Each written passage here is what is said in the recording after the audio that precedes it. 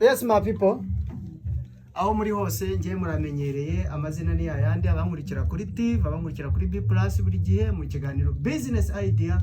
Reka mbabwire ngo ngewe naje kwiga gucuranga. Impamvu rero naje kwiga gucuranga nasanze ari byo bintu bigezweho, sanga ari byo bintu biri mu kazi. Kandi noneho ikindi rero abankurikiye ndenda babwira iki kintu, hari umuntu ufite impano wicaye hariya, hari umuntu ushaka kuririmba ariko akumva biramugoye akavuga ngo se amafaranga nayakura he. Hari studio bita Icyizere Studio and Bar.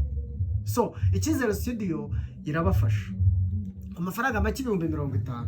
Iyi video uyireba mpamagare ntago bamunaniza, muhagurutse impano zanyu nicyo gihe. So rero ushaka kugira ngo uze cyangwa se ubone ukugera mu Cyizere Studio hamagara kuri 0782 279 984 cyangwa hamagara kuri nomero yanjye nkakugezaho. Ariko muhagurutse impano zanyu, ngewe naje ku bwanyu. Cyizere Studio ebana irimo irakora imiziki neza cyane, iragufasha ikagwa na lyrics ku 50,000. Impano yawe nisinzire, bashobora no kukurwaza bitewe nuko waje. So ikaze rero muri Icyizere Studio, ibindi byose muzabimenya mugezemo. Nanjye ngiye kuba umuhanzi vuba cyane. Ya Brombo Cats kabari nje producer rero mu Cyizere, muze tubakorera ingoma zimeze fresh, ingoma bimeze neza, ibiciro ni discount. Abantu batanu ba mbere kabisa muze tubakorera ibintu ni sawa kabisa. Murakoze.